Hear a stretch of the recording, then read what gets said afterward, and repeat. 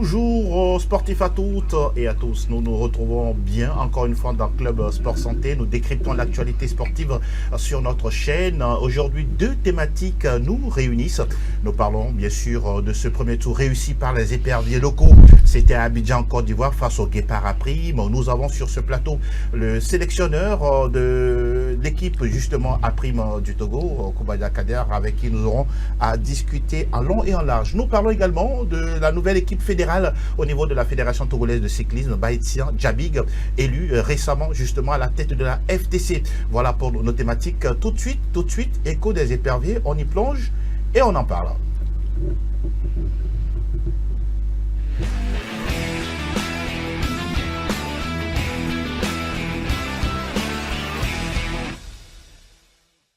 Le premier sujet qui nous intéresse, c'est bien les éperviers locaux. Ils étaient du côté d'Abidjan il y a quelques jours pour aller disputer cette manche retour du premier tour des éliminatoires du CHAN.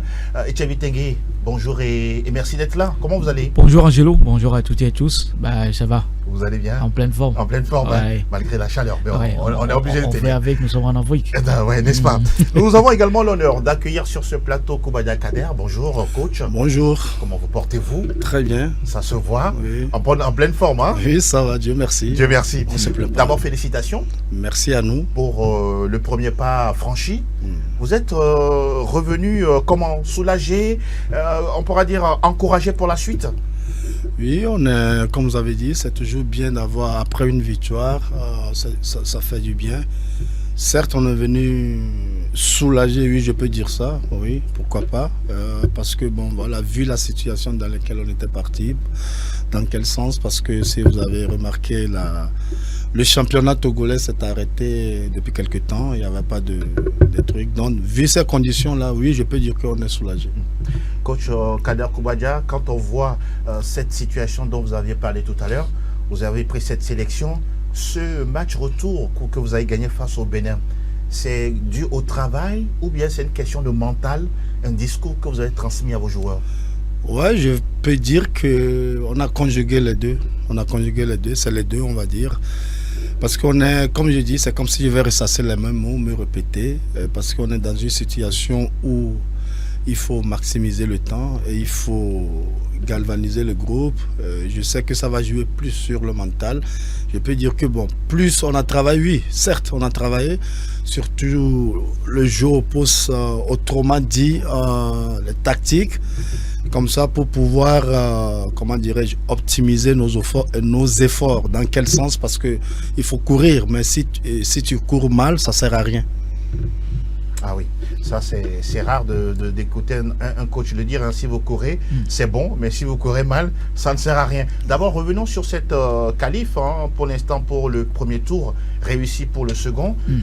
On pourra dire qu'en aller-retour, oui, le Togo a pu maîtriser le Bénin. Oui, au niveau de l'efficacité, bien sûr, on a quand même vu le match aller à Lomé où tout de suite on a fait la différence avec ces deux buts-là, oui. Où donc on se disait enfin on a gagné à Kéké pour pouvoir assurer une qualification pour la manche retour. Vous pensez que le premier match a été déterminant pour le second? Oui, c'est le premier match qui a été déterminant parce que quand vous jouez un aller-retour, il faut tout de suite à la maison faire la différence. Oui. C'est ce que les hypervieux ont su quand même faire avec M. Koubadia qui est le sélectionneur de cette équipe, qui d'ailleurs n'a pas pris cette équipe-là à temps au moment opportun, mais avec un travail par rapport à ce staff qui a travaillé en amont. Oui. Je crois qu'aujourd'hui on peut quand même dégager la satisfaction. Et aujourd'hui, c'est le second tour qui est dans les mains. Ça s'est joué également sur le match retour. On avait dit la fois dernière qu'il va falloir tout de suite faire peur à l'adversaire.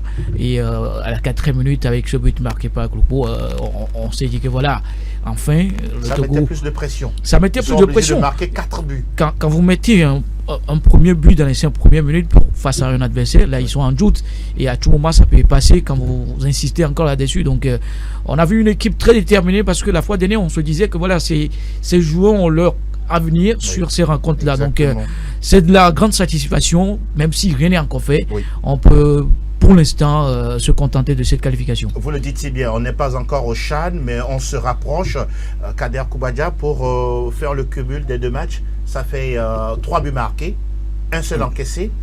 On a l'impression que pour vous, la défense elle doit être plus forte que l'attaque, ou qu'est-ce que vous voulez dans ça?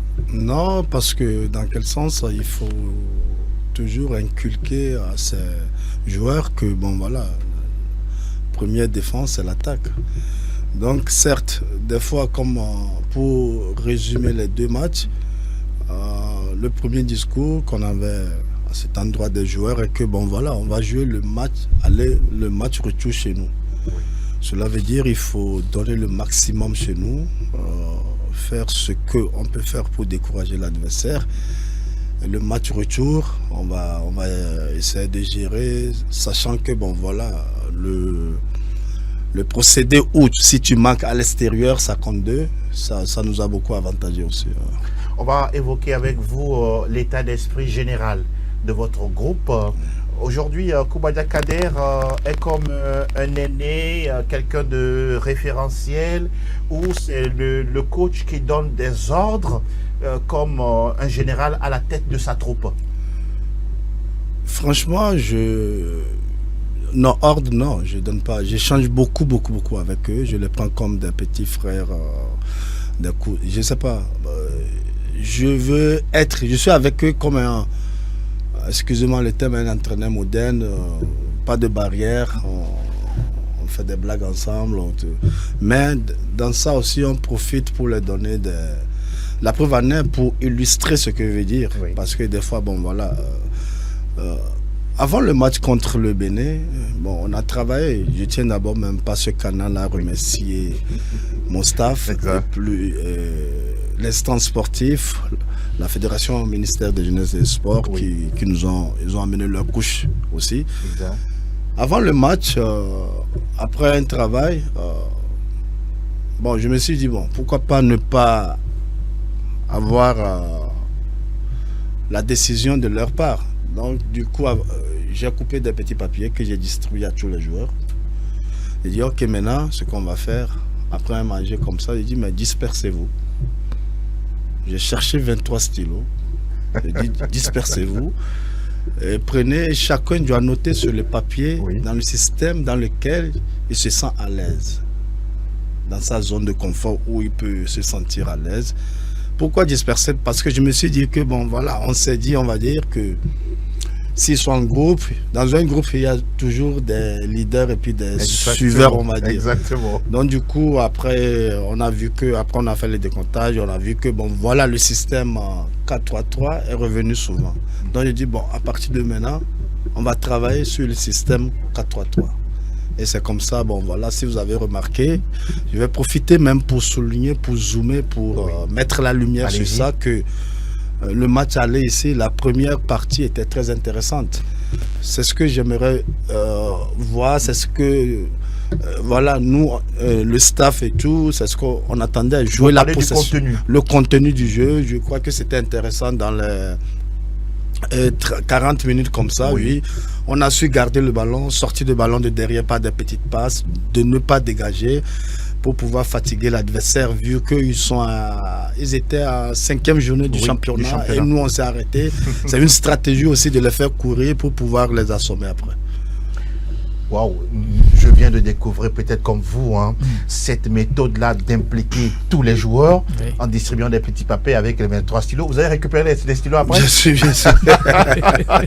mais c'est pour responsabiliser nos joueurs. Bien évidemment, c'est quand même une particularité pour un sélectionneur. Et bravo à M. Kader Koubadia qui nous a quand même apporté cette nouveauté-là. Quand on parle d'un sélectionneur, c'est d'abord un papa, un père pour ses hommes et en même temps un psychologue.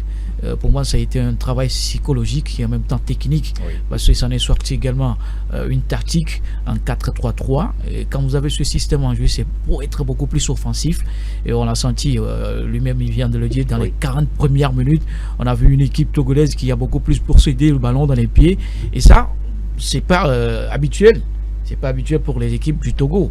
Quand on prend les cadets, les juniors, même l'équipe Fagnon. Et même nos clubs. Même nos clubs, avoir plus la possession, c'est pas ça. Si aujourd'hui les joueurs se signalent par rapport à leur doléance, qu'est de se sentir dans une tactique possible pour pouvoir mieux s'exprimer. Et là, bravo sur ce travail-là. Vous voyez de la confiance?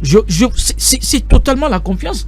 Parce que les joueurs ont eu du temps à exprimer leur ressenti par rapport à comment jouer, faire le jeu pour pouvoir gagner. Le résultat est là. Que les autres entraîneurs puissent emboîter ce pas. N'hésitez surtout pas. Parce que c'est des petites astuces qui, aujourd'hui, permettent également à ces entraîneurs-là d'avoir quand même la confiance au niveau du groupe et de tout simplement les accompagner. C'est comme un papa où aujourd'hui son enfant a un bac et l'enfant vient demander ou bien papa, qu'est-ce que tu veux faire? Qu'est-ce que tu veux étudier? Et l'enfant lui dit j'aimerais faire tel et le papa l'accompagne. On lui laisse le choix. Et le résultat s'en suit. Donc merci.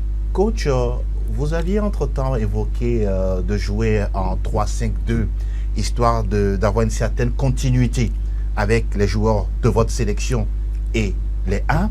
Là, vous parlez de 4-3-3. Pour vous, c'est une question d'adaptation ou vous voulez tout changer? Non, je ne voulais pas tout changer. L'idéal est de jouer à 3-5-2. Dans quel sens?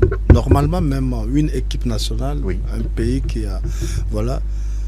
Toutes les catégories inférieures doivent s'aligner sur l'équipe Fanion. Comme ça, si le joueur il monte d'une catégorie, il a ses repères. Et il va écouter les mêmes mots. C'est très important. Donc, vu la situation que le championnat s'est arrêté, il y a des joueurs physiquement qui sont en cours. Certes, il y a les joueurs de ASCO et de ACK qui étaient en compétition. Même quand même, c'était arrêté. C'est pas la même chose. Donc, je me suis dit, pourquoi pas ne pas optimiser en plus, dans leur club, la plupart ils jouent à 4-3-3. Ils ont cet automatisme déjà.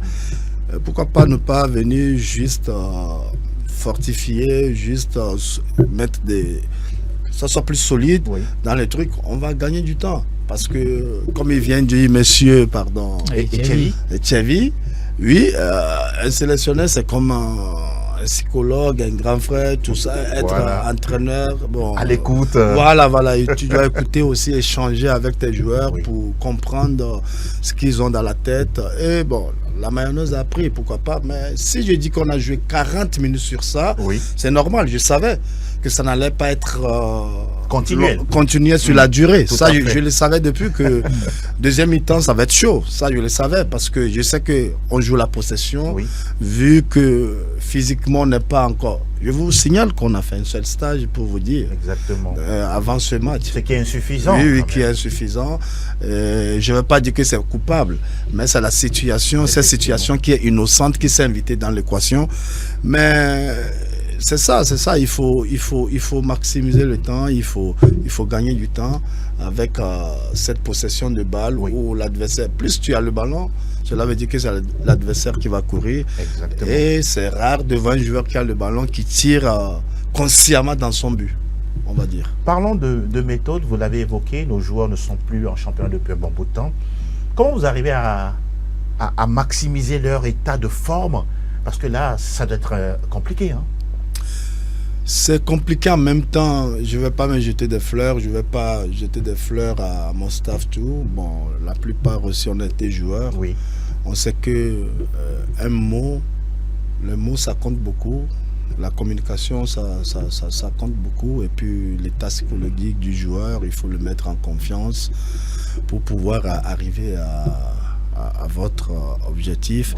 Et je vous assure qu'on a des très très très bons garçons que moi je trouve que disciplinés, très disciplinés et qui ont confiance en nous.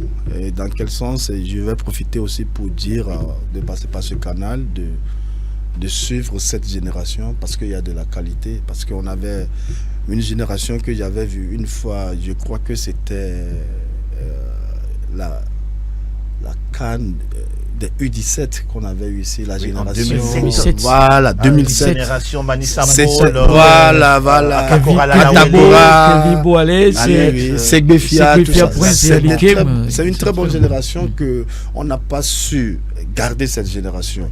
Moi, je vois que sur cette génération aussi, il ne faut pas faire les mêmes erreurs.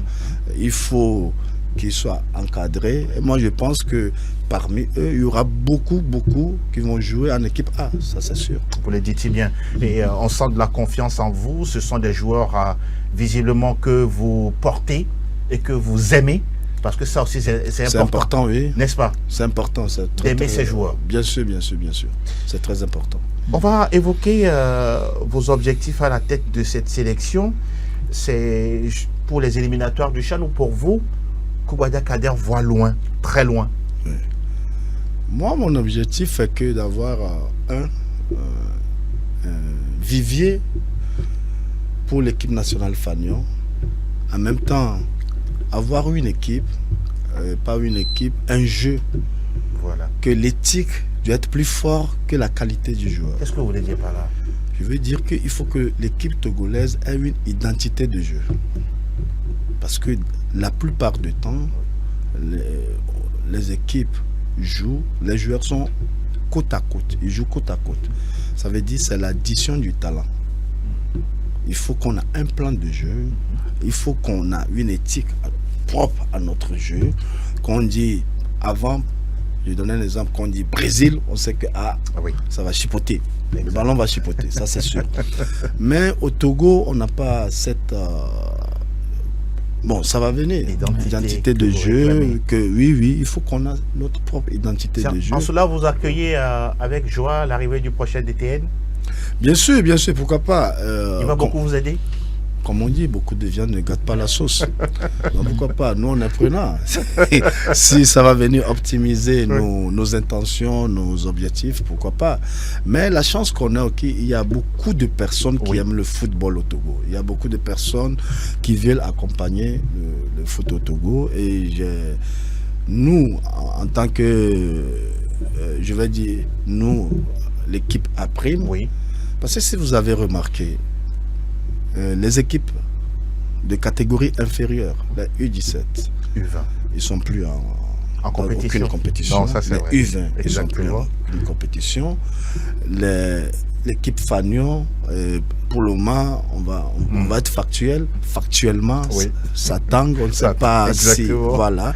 Il nous reste maintenant, bon, les A', qui ils sont, on va dire, ils sont sur, allez, la bonne voie, on va dire ça.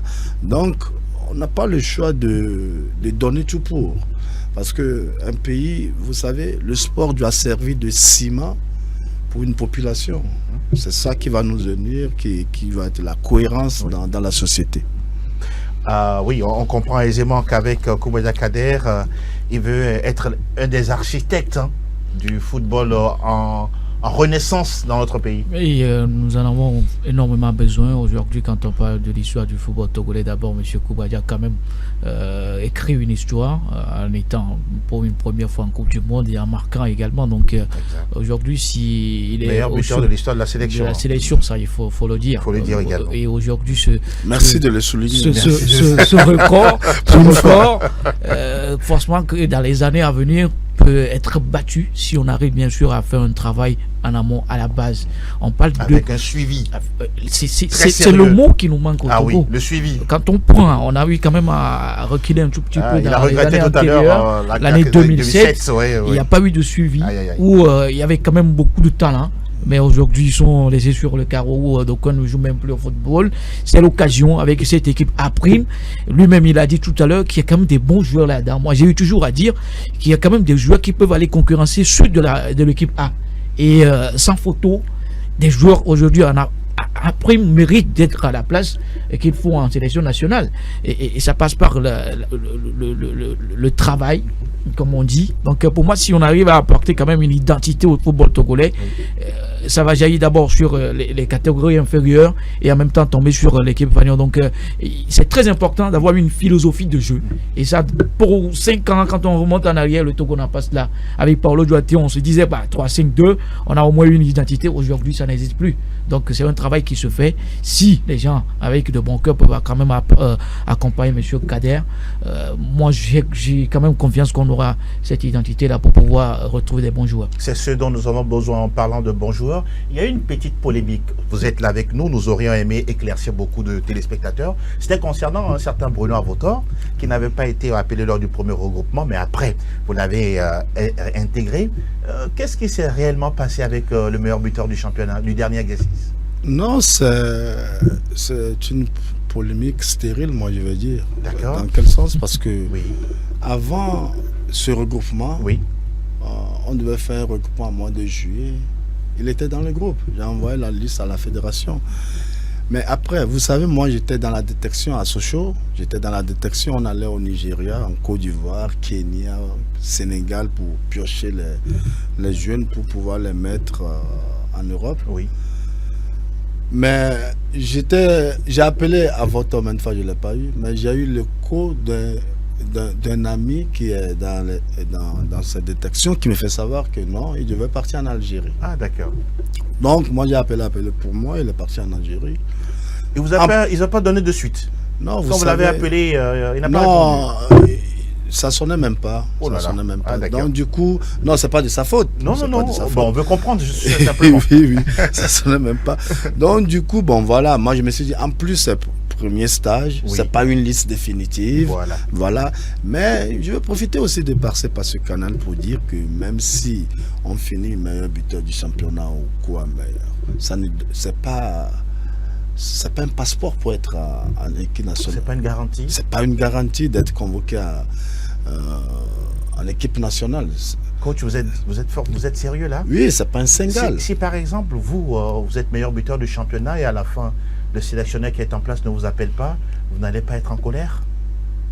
Justement, j'ai été 2 fois meilleur buteur, mais j'ai pas été appelé en équipe nationale. Ah bon? Dans le temps de Gueulaire. Ah bon? Oui, mais moi, j'ai pas pris ça. Ça m'a plus boosté. Oui, d'accord. Ce que je veux dire, D'accord. ça dépend. Vous n'avez pas pris ça comme une injustice? Non. Là, il faut encore travailler. Voilà. Et imagine quelqu'un qui est meilleur buteur. Je n'ai pas dit le cas d'Avotor, Oui. mais il est meilleur buteur avec 7-8 buts en penalty, il tirait le penalty. Donc, même si tu rentres pas dans le système du coach, oui, il peut s'en a passé, mais avoir un œil sur toi. Mais continuez à travailler, c'est ce que vous demandez. Il faut continuer à travailler, parce que c'est pas un Saint Graal. Voilà. C'est pas un Saint Graal. Ça, c'est vrai. C'est pas un Saint Graal pour toi d'aller justement d'être. Vous le dites bien. Coach, on va tout doucement parler également du prochain tour, parce que à part le match contre le Bénin en aller-retour, très bientôt le Togo va affronter le Niger. Vous connaissez l'histoire avec le Niger, n'est-ce pas? Bien sûr. Comment dans la tête vous prenez cet adversaire-là? Au sérieux, vous vous dites bon, on n'a pas battu le Bénin, on doit tout faire pour passer également le Niger.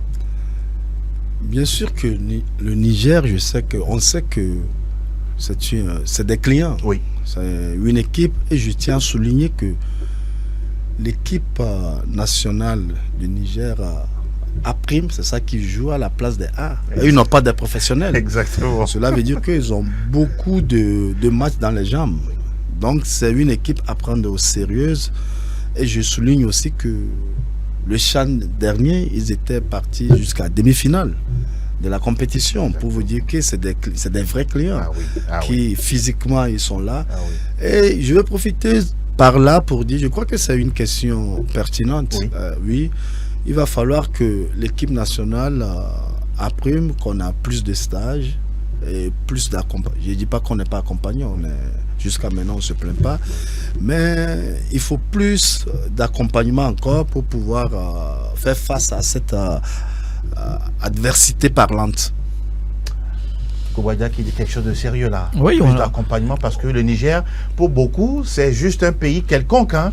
Mais attention. Non, quand on parle du football en Afrique, le Niger aujourd'hui en fait partie, nonobstant le championnat qui est bien organisé, où on a également l'Eldorado au niveau des footballeurs togolais qui s'expatrient là-bas. Donc pour moi, c'est un adversaire à prendre au sérieux.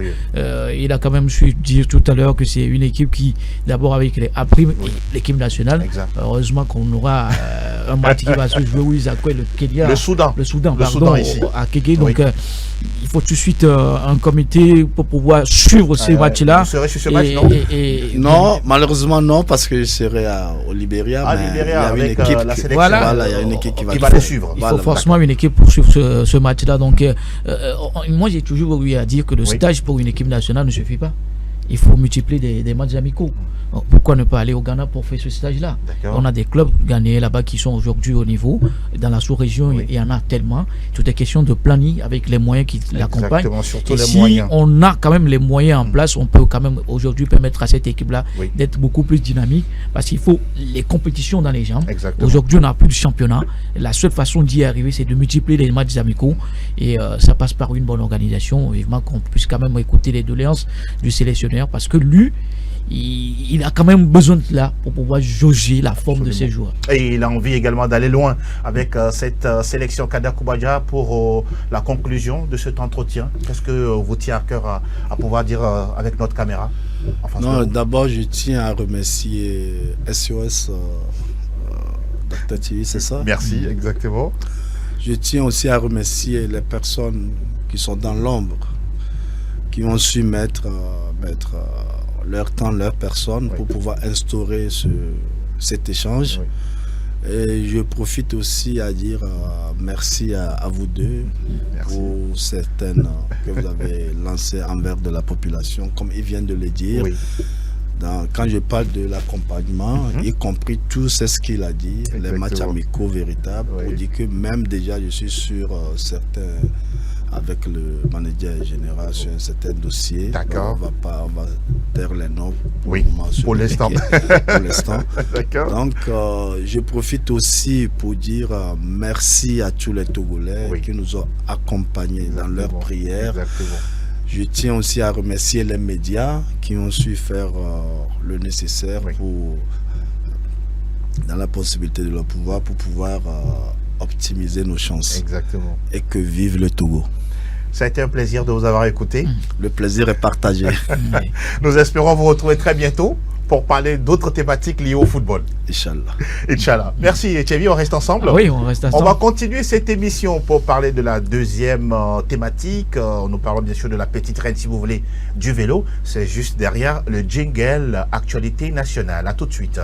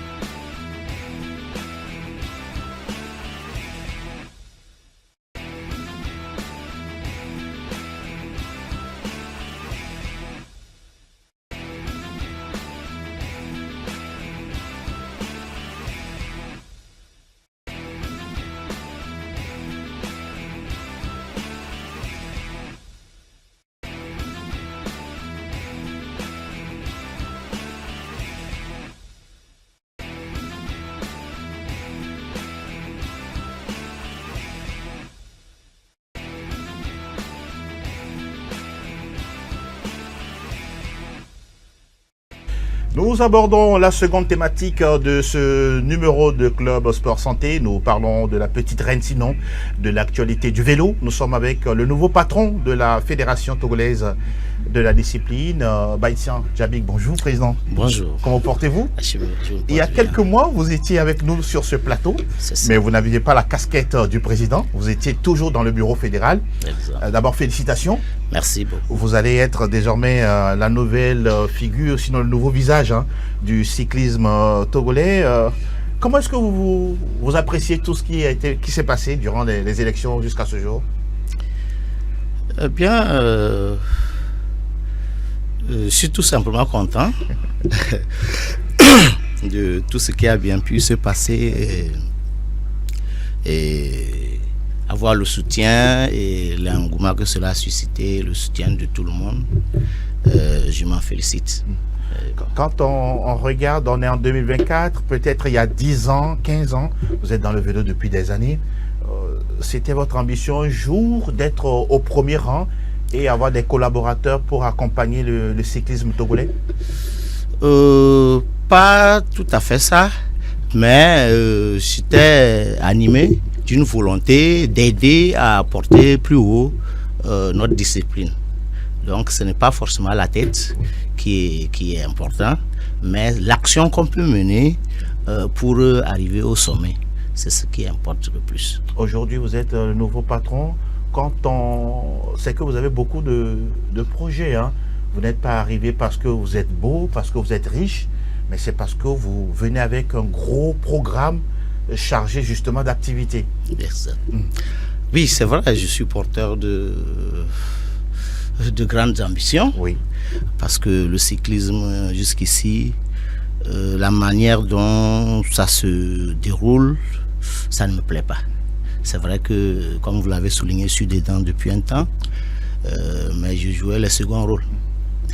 Aujourd'hui, j'ai la chance d'être à la tête et c'est le moment d'amener des changements. Et c'est ce que je suis venu faire. Président Djabig, quand il s'agira d'évoquer au moins 2 ou 3 grandes lignes de vos chantiers, oui, les Togolais, en tout cas, il y en a beaucoup qui aiment également le vélo. Oui. On est souvent habitué autour du Togo. C'est ce que nous voyons souvent, que ce soit à Lomé ou à l'intérieur du pays. Est-ce qu'il y a d'autres nouveautés? Même si, c'est vrai, on ne veut pas être dans les secrets des dieux, mais on voudrait au moins commencer à sentir l'odeur. Oui, ce n'est pas un secret. Nous sommes venus pour travailler. Oui. Et donc, moi, j'ai une priorité. Puisque ça ne marche pas réellement. Pourquoi ça ne marche pas? Donc, ça ne marche pas exactement parce que les Togolais manquent, le club notamment manque du matériel pour faire le travail. Donc, aujourd'hui, ma mission est d'aller chercher du matériel et les mettre à la disposition de ces clubs-là pour leur permettre de faire un travail de fond, un travail adéquat pour pouvoir porter maintenant notre discipline plus haut demain. Et également, vous voyez, quand on a du matériel et on n'a pas les techniciens pour s'en occuper, ça aussi c'est un autre problème. Vous voulez parler des formateurs? Voilà, les encadreurs. Les encadreurs, voilà. Donc c'est le lieu d'aider aussi à former les mécaniciens au niveau de tous les clubs et aussi des entraîneurs certifiés UCI. Donc c'est ma mission aujourd'hui. Vous avez écouté le président, il arrive avec... c'est vrai qu'on parle de continuité, mais en même temps, il veut apporter du renouveau. Oui, c'est ce qu'on a toujours su dire au Togo, qu'il faut du renouveau. Et le renouveau passe par quand même aux ambitions dans le cahier de charge. Et quand vous écoutez le président, il est venu juste pour apporter ce plus-là au vélo togolais. Et ça passe par des matériels, comme il a su tout à l'heure dit, où nos équipes à Lomé manquent énormément de ces matériels-là.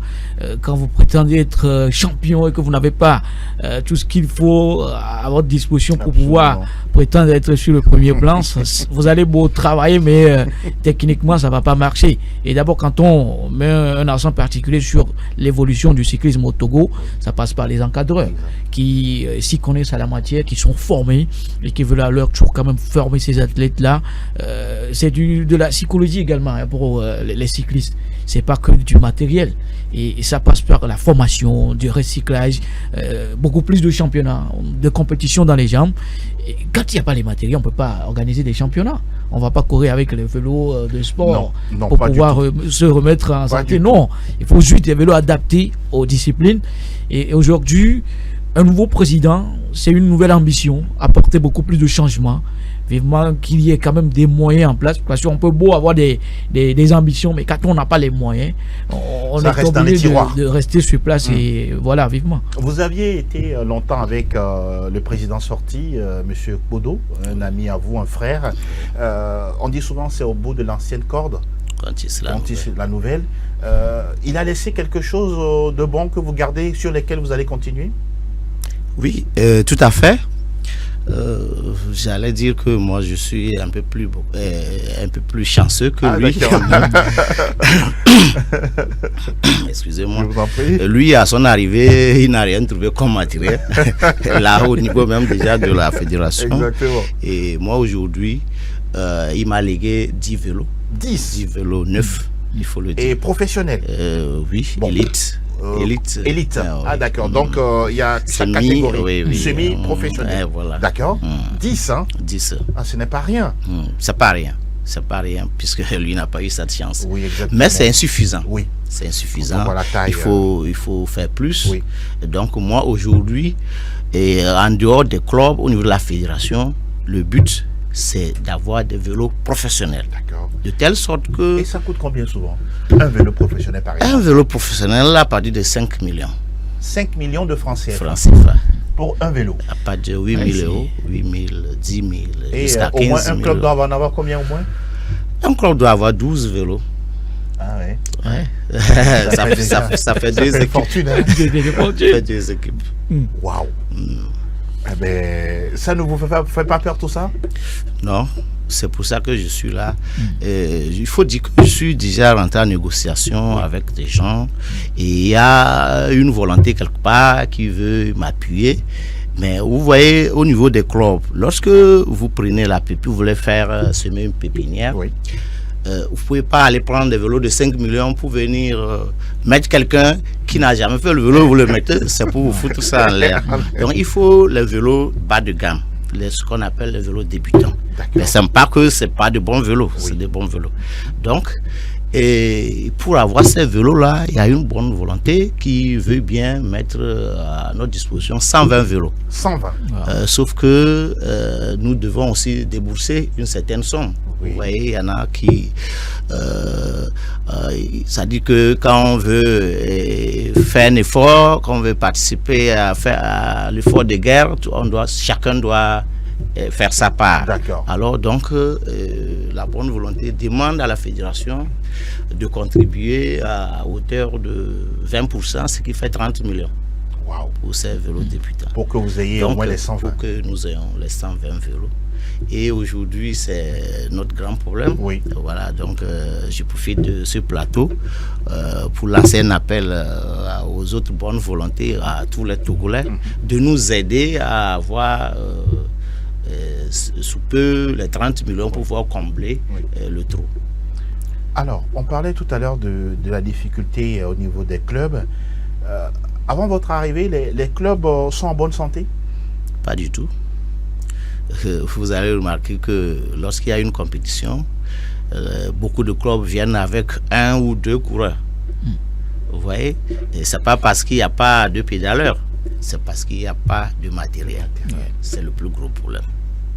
Vous voyez? Le Tour du Togo, c'est vrai que ces derniers temps, on a eu un repreneur, si on peut le dire ici, oui, que vous avez également accompagné et qui, oui, a organisé le dernier tour.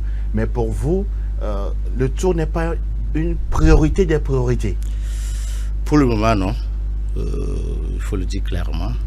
Si on arrive à le faire, c'est bien. Okay. Mais ma priorité, ce n'est pas le tour tout de suite. Pourquoi vous dites ça, Président?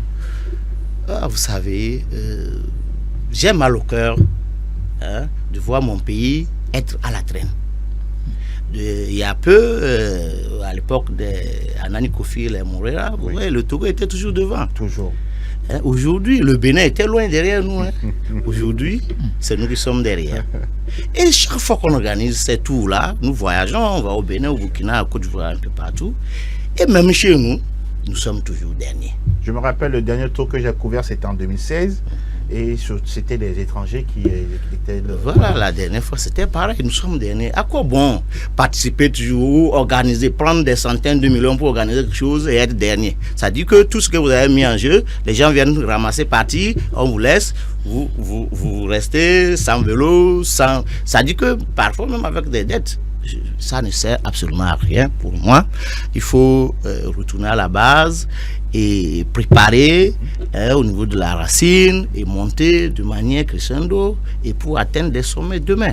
Ah donc, tout de suite, moi, je veux bien mettre en veilleuse le Tour 2025 pour pouvoir rebondir avec plus de force en 2026. Et ça ne veut pas dire qu'en 2025, on ne va pas travailler. Oui.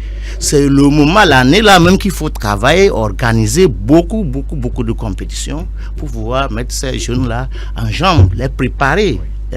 Et les aguerrir pour pouvoir aller maintenant affronter les grandes nations demain.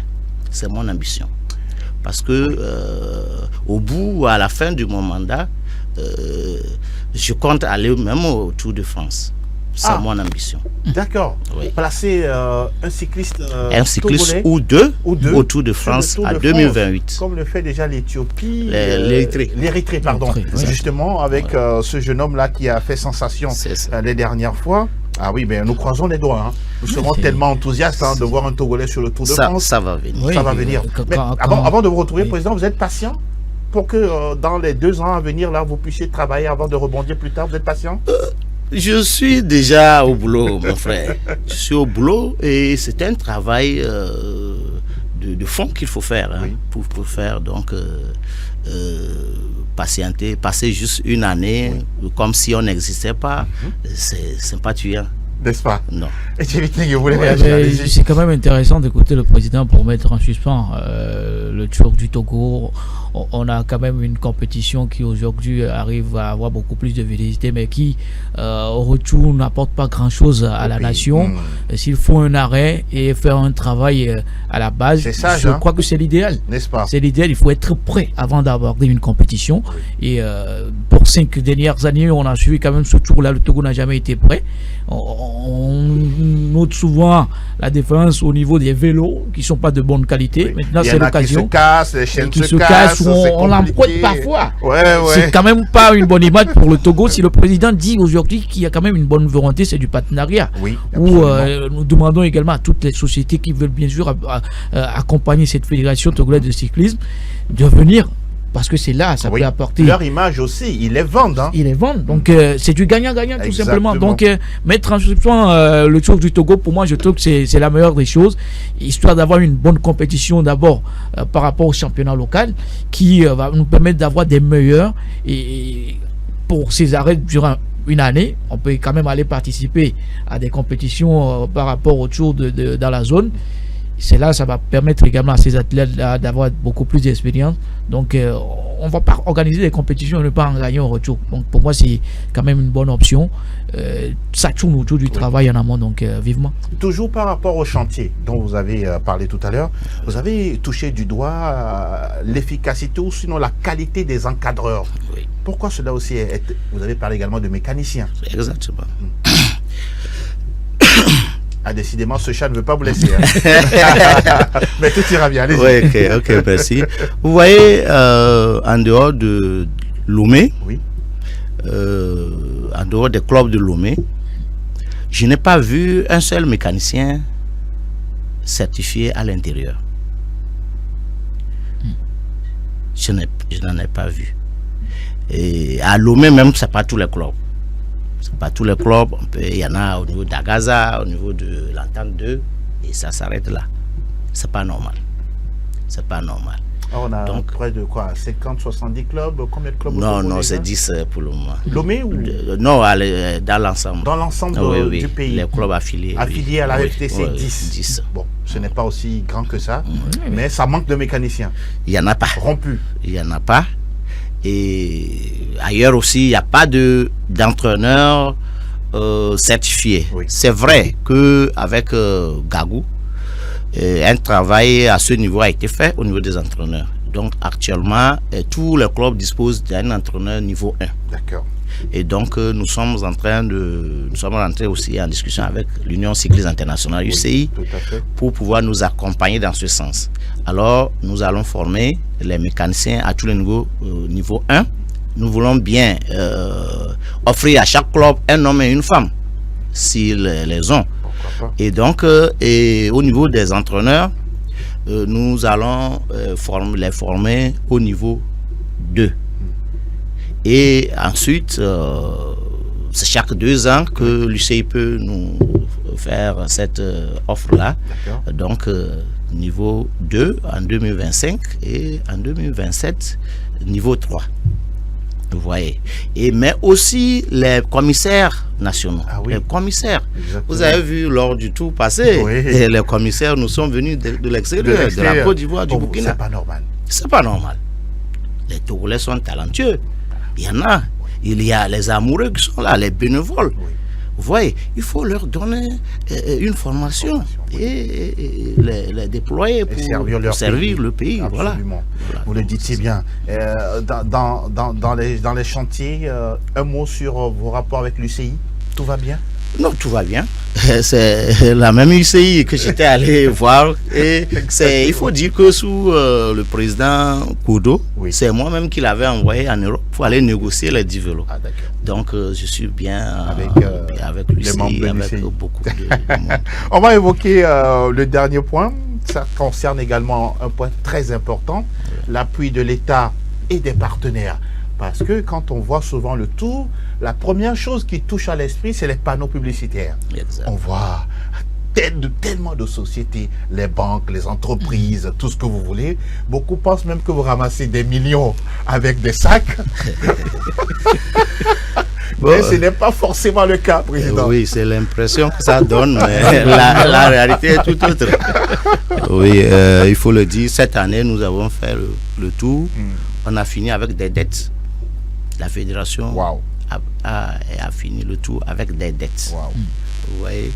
Donc, c'est vrai, tout ce monde que vous voyez nous accompagne, mais à des niveaux différents. Oui. Voilà. Donc, Eux tous ne donnent pas de l'argent, c'est ça, Président? tous ne donnent pas de l'argent, ça dépend. Il y a aussi du matériel. Oui. Vous voyez, il y a du matériel. Une société peut donner du carburant, Oui. vous donner des voitures. Exactement. Donc, il y a tout ça là Oui. qui est dedans.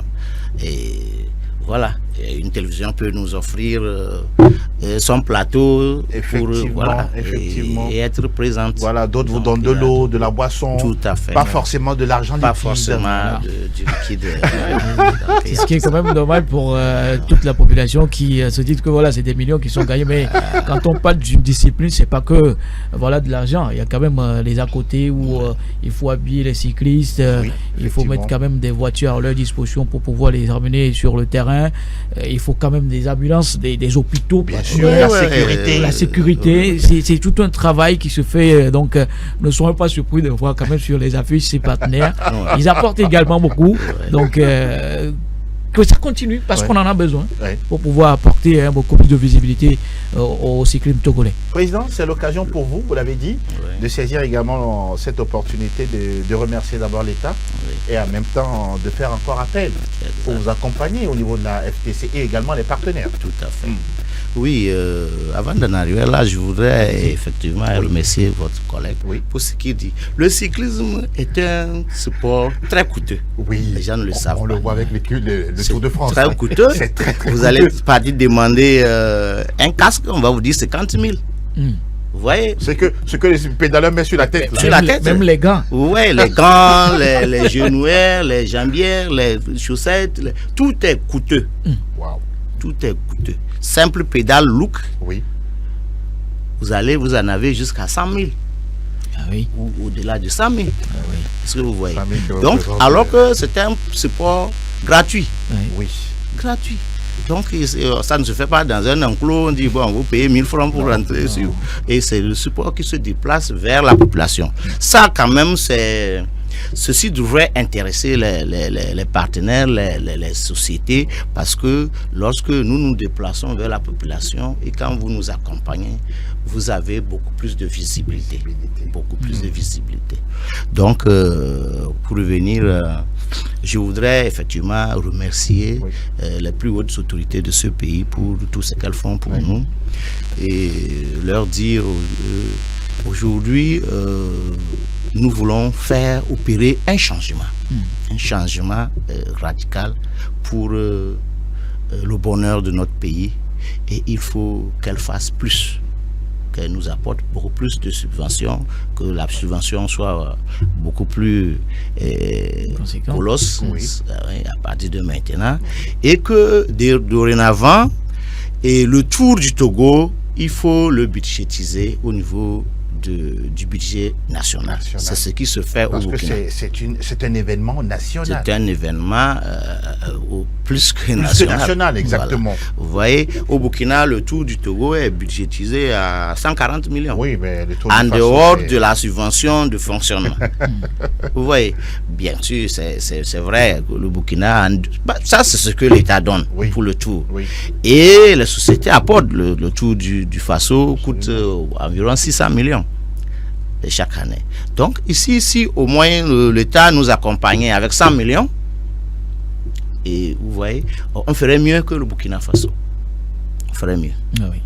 Donc c'est le moment de faire plus.